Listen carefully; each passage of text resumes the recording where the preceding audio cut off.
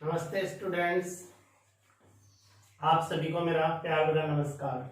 देखो, कल अपन अध्याय नंबर 2 चालू किया था। कल अपन ने दूसरा अध्याय शुरू किया था। दूसरे अध्याय में अपन ने क्या पढ़ा था, पुष्प के बारे में पढ़ लिया था कि पुष्पीय पादपों में लैंगिक जनन के बारे में पढ़ लिया था। पुष्पीय पादपों में लैंगिक जनन के बारे में, और पुष्प की संरचना के बारे में पढ़ लिया था कि पुष्प की संरचना में कौन कौन से पार्ट अपने को दिखाई देते हैं। पुष्प के कौन से पार्ट को बाह्य दलपुंज है, पुंमंग है, जायांग है, इन सब के बारे में अपन ने पढ़ लिया था।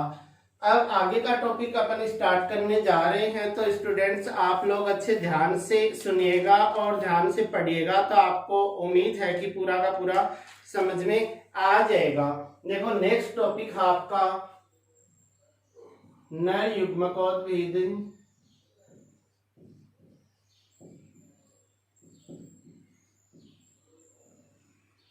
नर युग्मकोद्भिद की संरचना।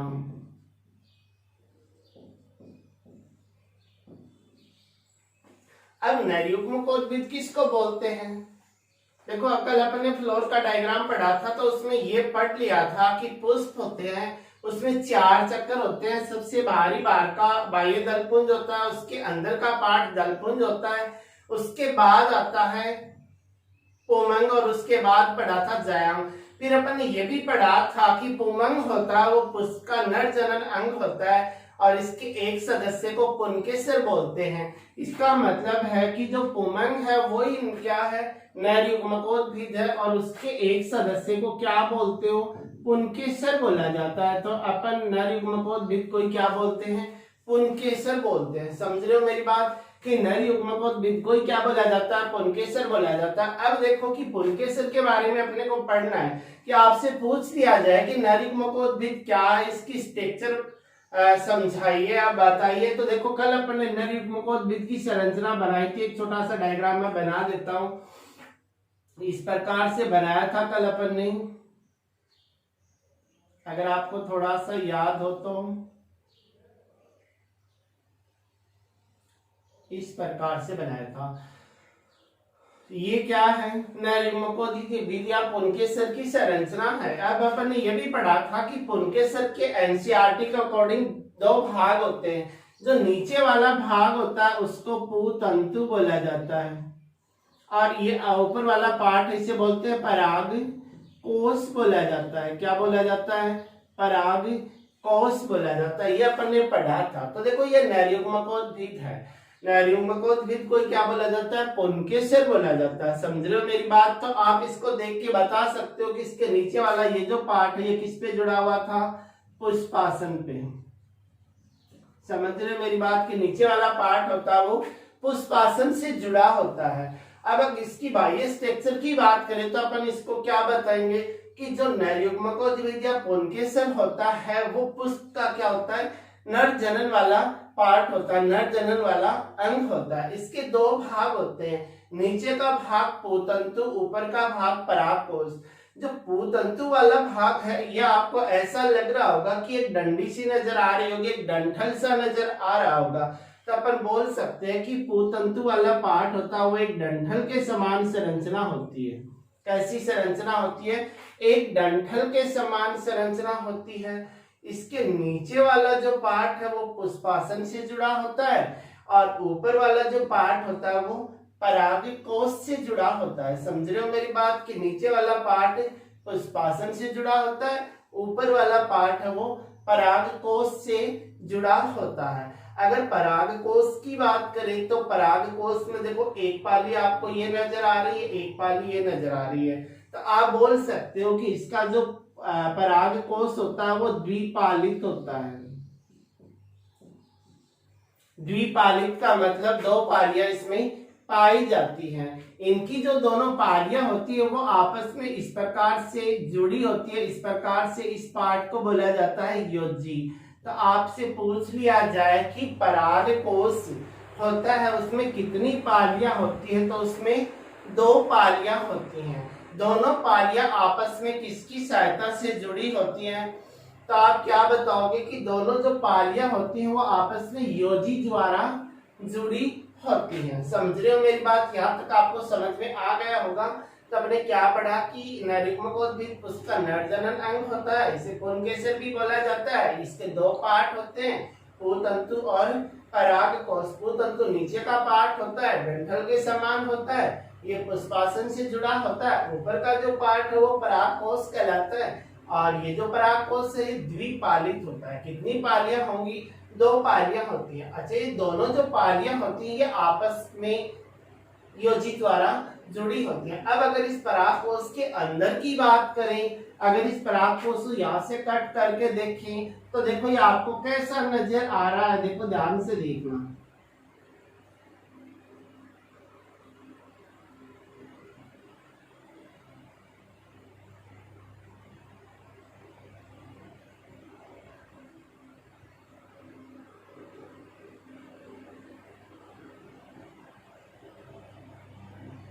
देखो अगर इसको यहाँ से कट करोगे, इस टोपीनुमा पार्ट को कट करोगे तो ये आपको इस प्रकार से नजर आएगा।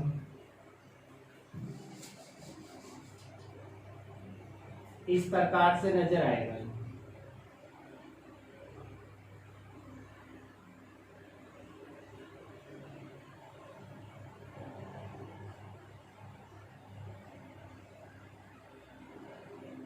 इस प्रकार से देखो ऐसे होता है।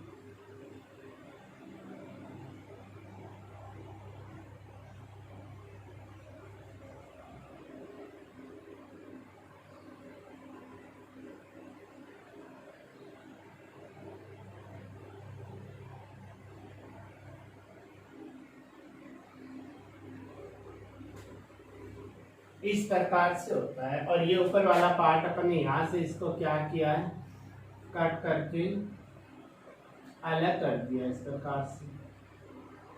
ये ऐसे था और इसको कट करके अपन ने अलग कर दिया। अब ये इसकी दो पालियां हैं, ये वाली पाली या इधर वाली ऐसे देख सकते हो, ये वाली पाली एक है और ये वाली पाली एक है। तो इसमें दो पालियां होती है। अगर इसको यहाँ से कट करके देखें तो अंदर से आपको ये ऐसा नजर आता है। अब देखो ध्यान से कि जो परागकोश होता है वो द्विपालित होता है, उसमें दो पालियां होती हैं।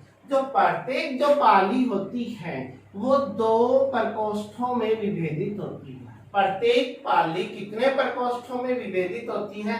दो प्रकोष्ठों में। जैसे एक यहाँ बना दिया जाए, एक यहाँ बना दिया जाए, एक यहाँ बना दिया जाए, एक यहाँ बना दिया जाए, तो कुल कितने प्रकोष्ठ हो गए? इसमें 4 हो गए। इनको बोला जाता है लघु बीजाणुधानी।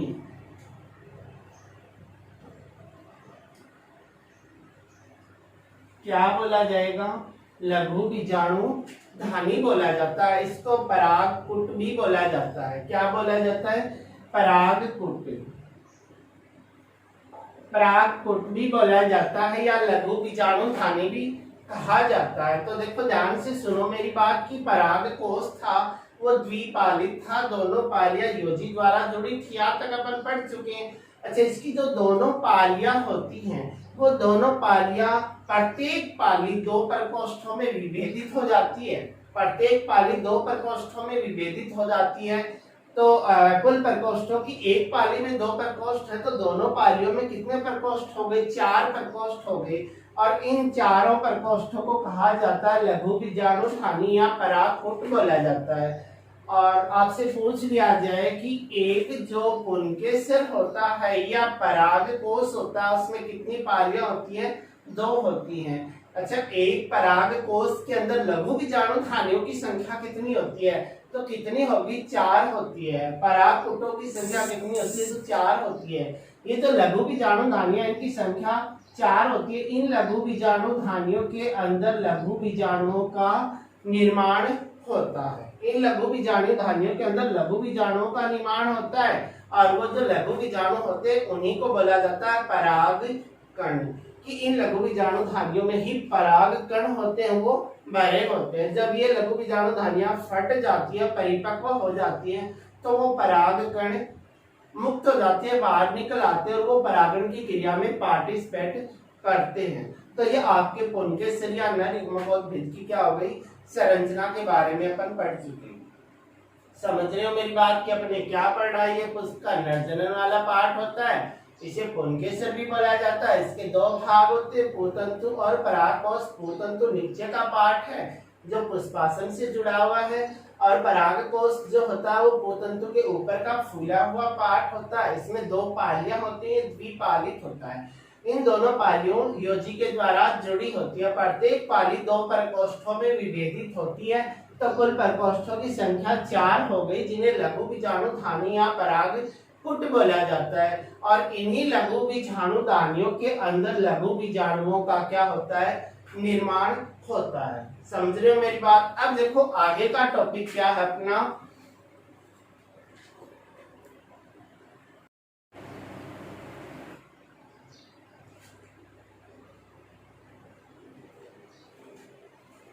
अब देखना आगे का टॉपिक अपना क्या है। ये जो परागकोश पढ़ा है अपन ने, लघु बीजाणुधानी पढ़ी है। ये जो लघु बीजाणुधानी होती है, इसकी संरचना को अगर अंदर से देखा जाए तो आपको एक ऐसी नजर आती है।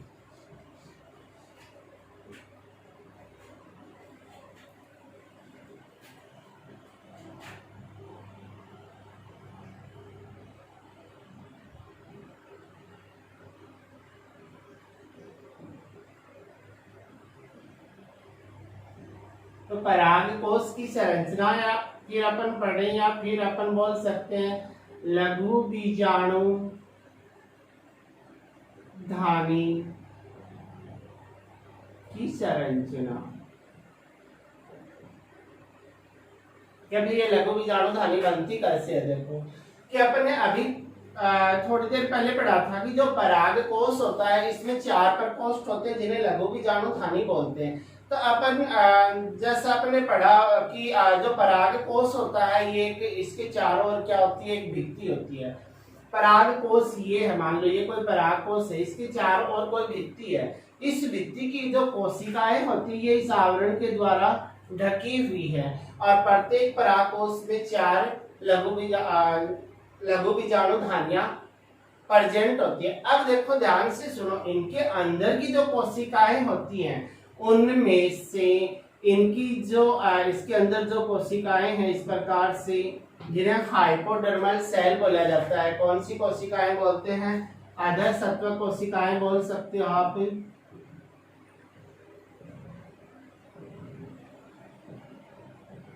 आधर सत्व कोशिकाएं बोल सकते हो, या फिर हाइपोडर्मल कोशिकाएं या हाइपोडर्मल सेल, ये इंग्लिश वर्ड है। जो हाइपोडर्मल कोशिकाएं अधिसत्व कोशिकाएं होती हैं, वो कोशिकाएं, इनकी ये जो कोशिकाएं मान लो इनका साइज था ये छोटा छोटा था, इनका साइज क्या था? छोटा था। धीरे धीरे ये क्या करती है? अपने आकार को बढ़ाने लगती है। धीरे धीरे ये अपने आकार को बढ़ाने लगती है। अपने आकार को बढ़ाएंगे तो इनके अंदर का जो जीव द्रव्य होता है उस जीव द्रव्य की मात्रा भी क्या होगी? बढ़ेगी। अंदर के जीव द्रव्य की मात्रा भी बढ़ेगी। तो अंदर के जीव द्रव्य की मात्रा बढ़े, अपना आकार बढ़ाकर ये कोशिकाएं कहलाएंगी परपसु कोशिकाएं।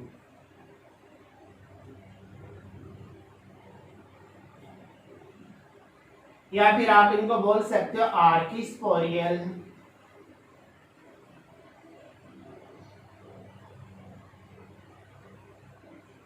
Archesporial cell. क्या बोल सकते हो? Archesporial cell. समझ रहे हो मेरी बात? तो अपन ने क्या पढ़ा कि जो परागकोश होता है प्रारंभिक अवस्था में ये इसके बाहर एक आवरण, कोशिकाओं से घिरा हुआ एक आवरण होता है। इसकी जो कोशिकाएं होती है वो अविभेदित होती है, सुप्त अवस्था में होती है, अविभेदित अवस्था में होती है, भेद नहीं होता उनमें। धीरे धीरे इनकी जो अधःसत्व की हाइपोडर्मल कोशिकाएं होती है वो हाइपोडर्मल कोशिकाएं अपने आकार को बढ़ाने लगती है। धीरे धीरे अपने आकार को बढ़ाती है तो इनके अंदर का जो जीव द्रव्य उसकी मात्रा भी बढ़ती है। अंदर के जीव द्रव्य की मात्रा बढ़ती है, आकार बढ़ता है, तो उसके बाद उसे बोला जाता है परपसु कोशिकाएं या आर्किस्पोरियल सेल। जो आर्किस्पोरियल जो सेल होती है वो आर्किस्पोरियल, अब ये बड़ी हो गई, आर्किस्पोरियल सेल में होता है परिणत विभाजन। आर्किस्पोरियल सेल में होता है परिणत विभाजन, और परिणत विभाजन होने से ये जो कोशिका है ये दो भागों में बंट जाती है। जो कोशिकाएं होती हैं वो दो भागों में बंट जाती है। एक होती है प्राथमिक द्वितीय कोशिकाओं, एक को क्या बोलते हैं प्राथमिक द्वितीय कोशिकाओं, और दूसरी को बोला जाता है प्राथमिक बीजाणुजन कोशिकाएं।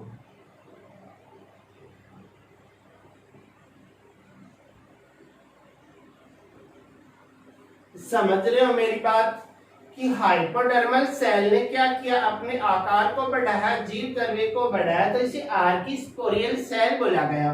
इस आर्किस्पोरियल सेल में क्या हुआ, परिणत विभाजन हुआ। तो परिणत विभाजन होने से दो कोशिकाओं का समूह बना, उन्हें बोलते हैं प्राथमिक द्वितीय कोशिकाएं, और दूसरी होती है प्राथमिक बीजाणुजन कोशिकाएं। अब देखो प्राथमिक द्वितीय कोशिकाओं की बात करें कि ये क्या करती है। फिर प्राथमिक द्वितीय कोशिका, द्वितीय का मतलब ये क्या करती है, भित्ति का निर्माण करती है, लेयर का निर्माण करती है। तो अपन बोल सकते हैं कि जो प्राथमिक द्वितीय कोशिकाएं होती हैं उनसे तो क्या होता है, भित्ति का निर्माण होता है, और प्राथमिक बीजाणुजन कोशिकाएं होती हैं उनसे क्या बनती हैं, बीजाणु मात्र कोशिकाओं का निर्माण होता है, बीजाणु मात्र कोशिका। और बीजाणु मात्र कोशिकाओं का निर्माण होता है, और इस बीजाणु मात्र कोशिकाओं में बीजाणुओं का निर्माण होता है, यानी पराग कणों का निर्माण होता है। तो देखो यहाँ तक आपको समझ में आ गया होगा। समझ रहे हो मेरी बात कि अपन ने क्या पढ़ा कि परागकोश होता है, प्रारंभ में इसकी जो कोशिकाएं होती है वो अविभेदित अवस्था में होती हैं और एक लेयर के द्वारा घिरी रहती है, एक लेयर के द्वारा घिरी रहती है और अविभेदित कोशिकाओं के समूह के रूप में प्रेजेंट होती है। इनकी जो हाइपोडर्मल कोशिकाएं होती हैं उसके बाद क्या होगा कि हाइपोडर्मल कोशिकाएं होती हैं वो अपने आकार को बढ़ाती हैं, अपने जीवद्रव्य को बढ़ाती है, तो उसे बोला जाता है परपसु कोशिका या आर्किस्पोरियल सेल। ये आर्की जो स्पोरियल सेल होती है, फिर उसके बाद उसमें क्या होता है, परिणत विभाजन होता है। परिणत विभाजन होने से ये आर्किस्पोरियल सेल परिणत विभाजित होकर दो कोशिकाओं का समूह बनाएगी। एक होती है प्राथमिक द्वितीय कोशिकाएं और एक बनती है आपकी प्राथमिक बीजाणुजन कोशिकाएं। जो प्राथमिक द्वितीय जो कोशिकाएं होती हैं वो तो भित्ति का निर्माण करती है, लघु बीजाणुधानी की भित्ति बनाती है, और आपकी जो प्राथमिक बीजाणुजन कोशिकाएं होती है वो क्या करती है, बीजाणु मात्र कोशिका बनाएंगी, और ये मात्र कोशिका फिर किसका निर्माण करेगी, बीजाणुओं का निर्माण करेगी। देखो यहाँ तक शायद आपको समझ में आ गया होगा। अब देखो आगे की बात करते हैं कि द्वितीय कोशिका ने भित्ति का निर्माण किया, द्वितीय कोशिका ने भित्ति का निर्माण किया, उसने तो देखो एक प्राथमिक द्वितीय कोशिका का निर्माण हो गया और एक बीजाणु मात्र कोशिका का निर्माण हो गया। ये प्राथमिक जो द्वितीय कोशिका है ये तो भित्ति का निर्माण करेगी और बीजाणु मात्र कोशिका बीजाणुओं का निर्माण करेगी। इसका मतलब है कि एक प्रकार की कोशिकाएं तो ये बन गई और एक प्रकार की कोशिकाएं ये बन गई। तो पराग कोश होता है वो कितने पार्ट में डिवाइड हो गया, एक तो भित्ति वाला पार्ट हो गया और एक ये बीजाणु मात्र कोशिका वाला पार्ट हो गया। इसका मतलब पराग कोश कितने पार्ट में डिवाइड हो गया, दो पार्ट में डिवाइड हो गया। अब जो आपका पराग कोश है वो दो भागों में डिवाइड हो गया, बट गया। अब देखो दो भाग कौन से हैं, एक तो है भित्तीय,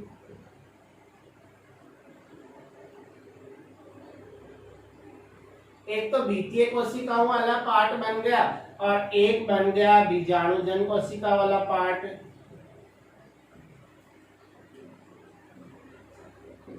बीजाणु मात्र कोशिका है बीजाणु का निर्माण करने वाले, बीजाणुजन का मतलब ये बीजाणु को जन्म देने वाली। समझ रहे हो मेरी बात, तो आप ऐसे भी बोल सकते हो इसको। तो दो प्रकार, दो पार्टों में डिवाइड होगा, एक भित्तीय कोशिका और एक बीजाणुजन कोशिका। अब ये जो भित्तीय कोशिका होती है ये चार पार्ट में डिवाइड होती है कि जो पराग कोश या लघु बीजाणुधानी होती है वो जो लघु बीजाणु धानी होती है उसमें कितनी लेयर पाई जाती है? भित्तियों की 4 लेयर पाई जाती है। भित्तियों की 4 लेयर पाई जाती है। एक का नाम होगा बाह्य त्वचा, या आप इसे एपिडर्मिस भी बोल सकते हैं। दूसरी होती है अंतःस्थीशियम,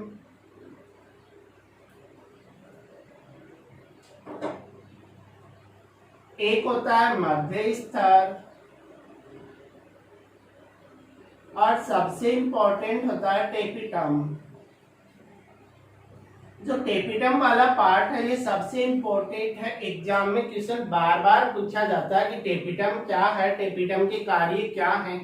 तो अपने को बहुत ही अच्छे से समझना है। तो अपन द्वितीय कोशिका की बात करें तो देखो, पराग कोश की द्वितीय कोशिका या भित्ति का निर्माण कैसे होता है, या फिर लघु बीजाणु धानी का निर्माण कैसे होता है। देखो अपन ने एक पार्ट निकाल लिया, उसमें 4 लघु बीजाणु धानियां थी, अपन ने एक लघु बीजाणु धानी को यहाँ से निकाल लिया। अब देखो इस लघु बीजाणु धानी को अगर अपन अंदर से बात करें कि इसकी भित्तियों का निर्माण कैसे होता है, तो देखना इसमें 4 लेयर होती है। सबसे बाहर वाली लेयर होती है इस प्रकार से बनी होती है, कोशिकाओं से, एकल कोशिकाओं से बनी होती है, मतलब सिंगल लेयर ही होती है।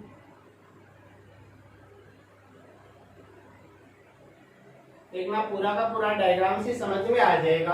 अपन बाह्य त्वचा की बात कर रहे, एपिडर्मिस की बात कर रहे, तो अपन बोल सकते हैं कि ये जो लघु बीजाणु धानी या परागकोश है उसकी सबसे बाहर वाली क्या होती है?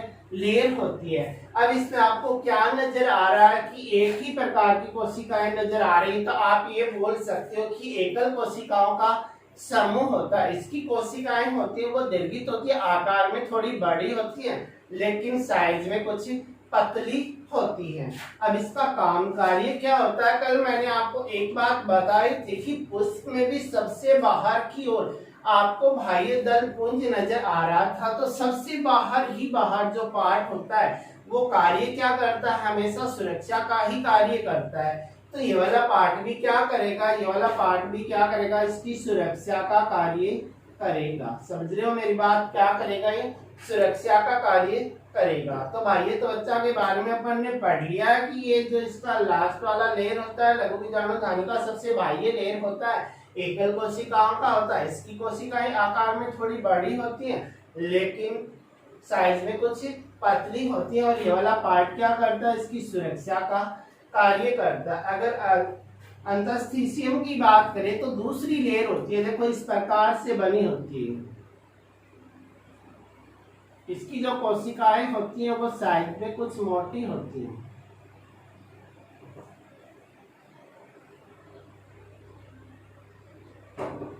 ये अंतःस्थीशियम वाला पार्ट है।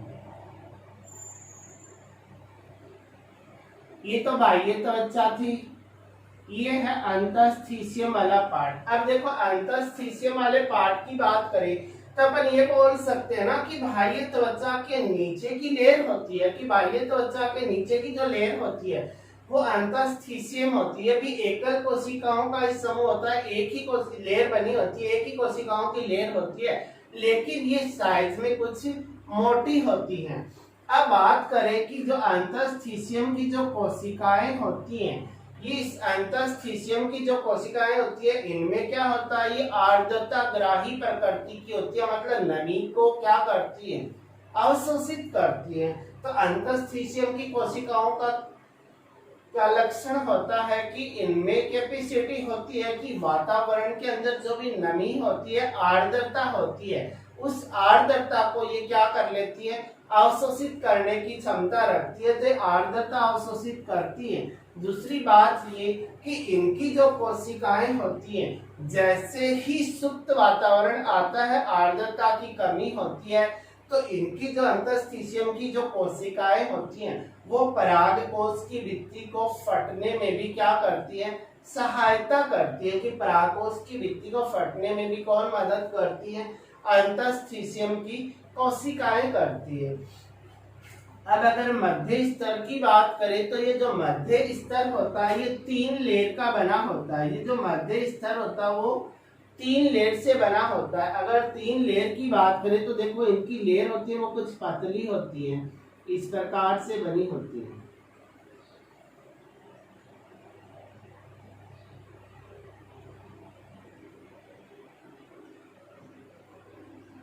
एक लेयर बना दिया आपने,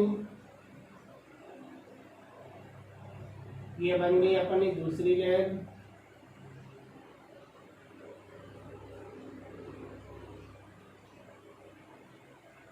और ये बन गई अपनी तीसरी लेयर।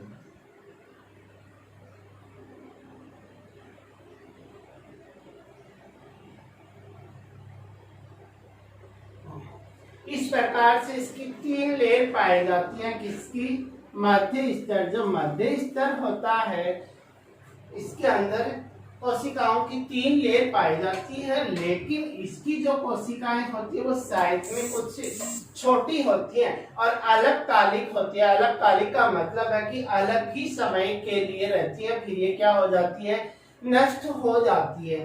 तो इन 3 के बारे में अपन ने पढ़ लिया। क्या क्या पढ़ा कि जो अपना जो बाह्य त्वचा होती है, सबसे बाहर की लेयर होती है, इसकी कोशिकाएं साइज में कुछ बड़ी होती है, एकल लेयर होती है, सुरक्षा का कार्य करती है। अंतस्थीशियम की बात करें तो जो अंतस्थीशियम वाला पार्ट होता है, इसकी कोशिकाएं भी एकल कोशिकाओं वाली होती है, लेकिन साइज में कुछ मोटी होती है। अब अंतस्थीशियम की एक बात और करें कि अंतस्थीशियम की जो कोशिकाएं होती हैं उनके ऊपर अल्फा सेलुलोज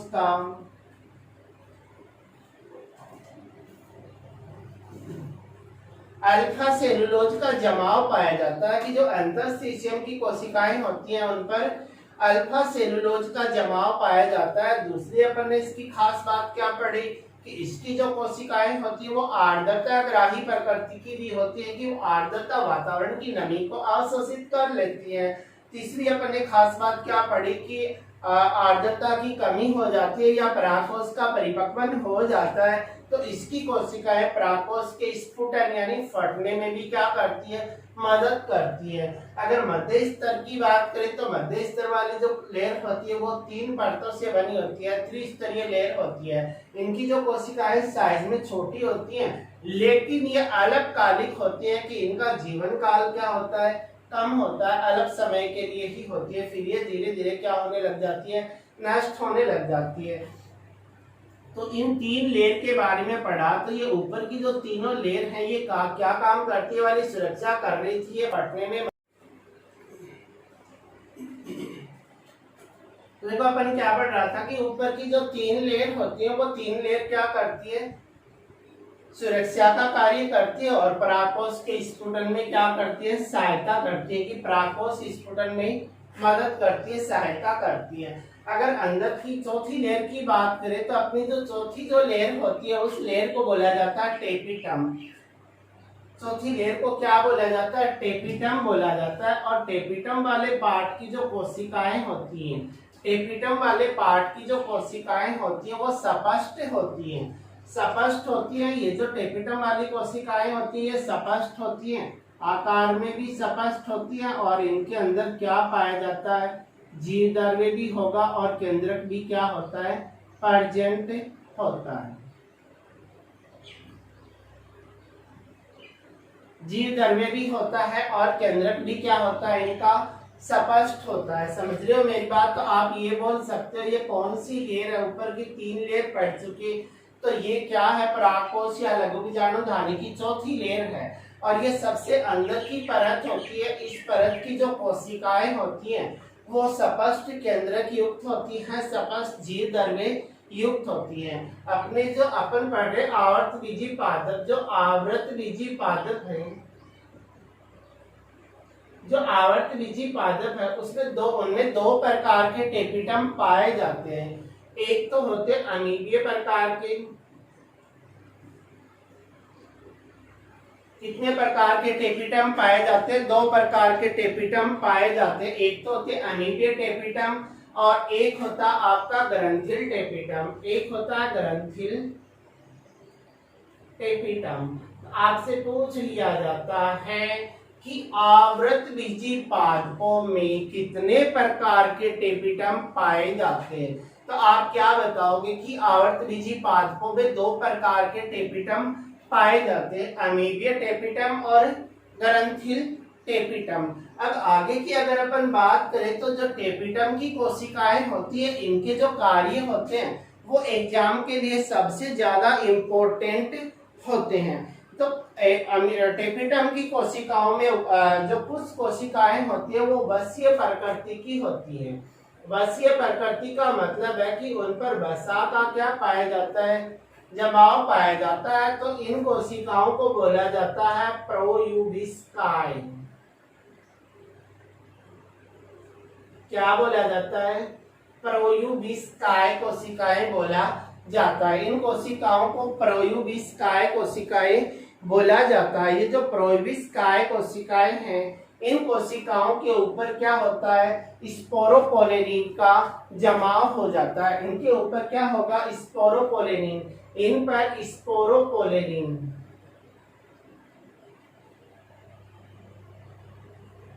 स्पोरोपोलेनिन का जमाव हो जाएगा तो इनको बोलते हैं यूबिस्काई। इन कोशिकाओं को क्या बोला जाता है, यूबिस्काई बोला जाता है। और ये यूबिस्काई क्या कार्य करते हैं, जो अपने जो पराग कण होते हैं, मान लो ये कोई पराग कण है, ये कोई पराग कण है, तो इस पराग कण की जो बाहर वाली ये जो भित्ति है, इस भित्ति का निर्माण कौन करता है, जो यूबिस्काई होते हैं वो करते हैं। इसका मतलब ये किसका पार्ट है, टेपिटम का पार्ट है। इसका मतलब टेपिटम की कोशिकाएं होती है वो पराग कणों की भित्ति का निर्माण भी करती है। दूसरा इनका इम्पोर्टेंट कार्य क्या होता है कि जो पराग कण होते हैं उन पराग कणों को पोषण देने का कार्य भी कौन करते हैं, टेपिटम ही करता है। समझ रहे हो मेरी बात। अब दूसरी बात यह है कि मान लो कोई भी पराग कोष है, कोई पराग कोष है, वो परिपक्व नहीं हुआ है, अभी परिपक्व हुआ नहीं है, उससे पहले ही मान लो उसके टेपिटम को क्या कर दिया जाए, नष्ट कर दिया जाए। तो अगर उनके टेपिटम को नष्ट कर दोगे तो परागकणों की बाहर वाली लेयर नहीं बढ़ेगी, उन परागकणों को क्या नहीं मिलेगा, पोषण नहीं मिलेगा। पोषण नहीं मिलेगा तो परागकणों में क्या नहीं होगा, परागकणों को परागण की क्रिया नहीं हो पाएगी। परागण की क्रिया नहीं हो पाएगी तो पराग नली अंकुरण नहीं हो पाएगा।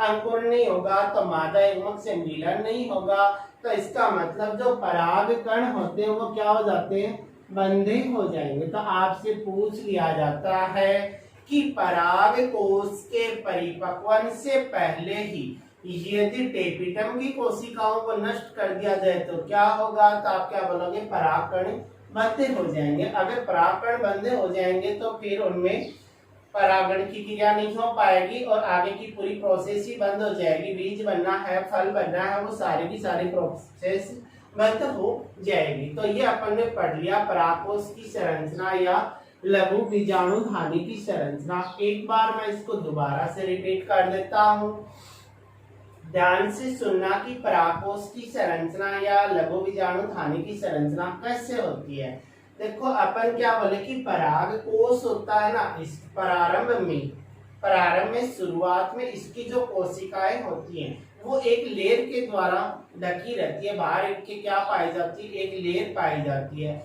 और इसके अंदर जो कोशिकाएं होती है वो क्या होती है, अविभेदित अवस्था में होती है कि उन कोशिकाओं में कोई भेद नहीं कर सकते, अविभेदित अवस्था में पड़ी हुई है। अब जैसे जैसे ये परिपक्वन होगा तो अपन क्या बोलते हैं कि प्रारंभ में तो परागकोश एक भित्ति से घिरा हुआ अविभेदित कोशिकाओं का समूह है। फिर धीरे धीरे इनमें क्या होता है, दो पालियां बनती है, दोनों पालियों में प्रत्येक में दो दो कोष्ठ का निर्माण होता है, 4 लघु बीजाणुधानियों का निर्माण हो जाता है। लघु बीजाणुधानियों का निर्माण होने के बाद में इन लघु बीजाणुधानियों की जो अधः सत्वक की जो कोशिकाएं हैं, इनकी जो अधः सत्वक की कोशिकाएं हैं जिनको बोला जाता है हाइपोडर्मल सेल्स। ये जो हाइपोडर्मल सेल है ये अपने आकार को धीरे धीरे क्या करती है, बढ़ाती है और अपने जीवद्रव्य की मात्रा को बढ़ाती है। तो आकार बढ़ने के बाद इनको बोला जाता है परपसु कोशिका या आर्किस्पोरियल सेल। क्या बोला जाता है, परपसु कोशिकाएं या आर्किस्पोरियल सेल। इन आर्किस्पोरियल सेल में होता है परिणत विभाजन।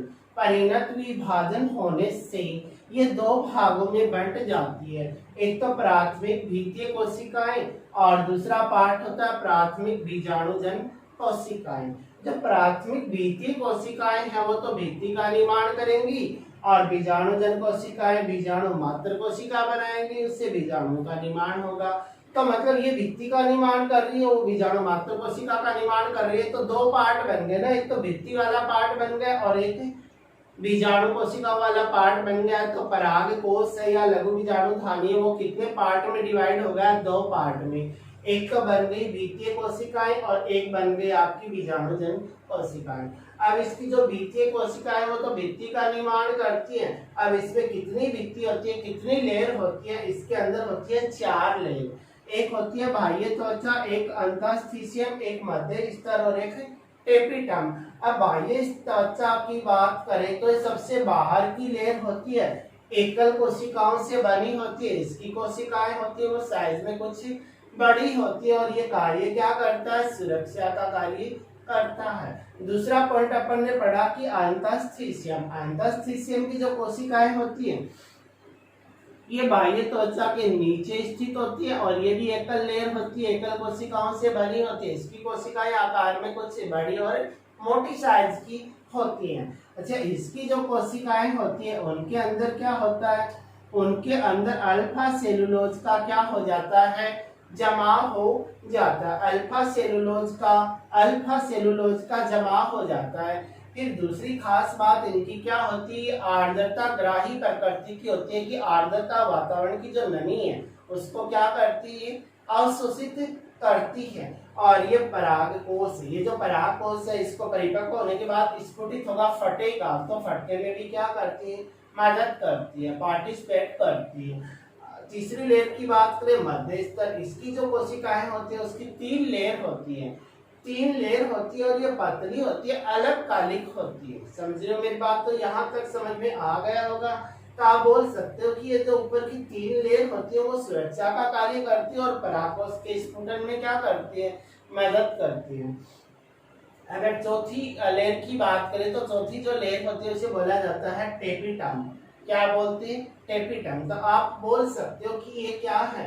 चौथी लेयर होती है और इस लेयर के अंदर जीव द्रव्य की मात्रा भी पर्याप्त होती है और केंद्रक भी क्या होता है इनका? स्पष्ट। केंद्रक भी इनके अंदर क्या होता है? स्पष्ट होता है। अब आगे की बात करें तो टेपिटम होता है वो, अगर अपन आवर्तबीजी पादपों की बात करें तो उनमें 2 प्रकार के टेपिटम होते हैं, एक अमीबीय टेपिटम और एक ग्रंथिल टेपिटम।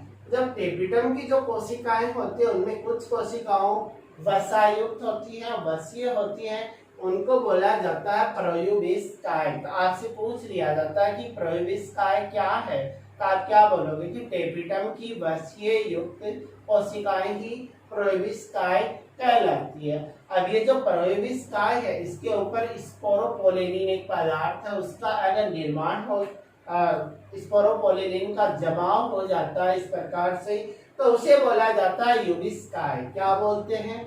यूबिस्काय बोला जाता है। समझ रहे हो मेरी बात? अब यूबिस्काय क्या करता है कि जो पराग कण बनते हैं उन पराग कणों की बाह्य भित्ति का निर्माण करने का कार्य करता है। इसका मतलब टेपिटम का पहला काम हो गया पराग कणों की भित्ति का निर्माण करना और इनका दूसरा काम होता है पराग कणों को पोषण देना। समझ रहे हो मेरी बात?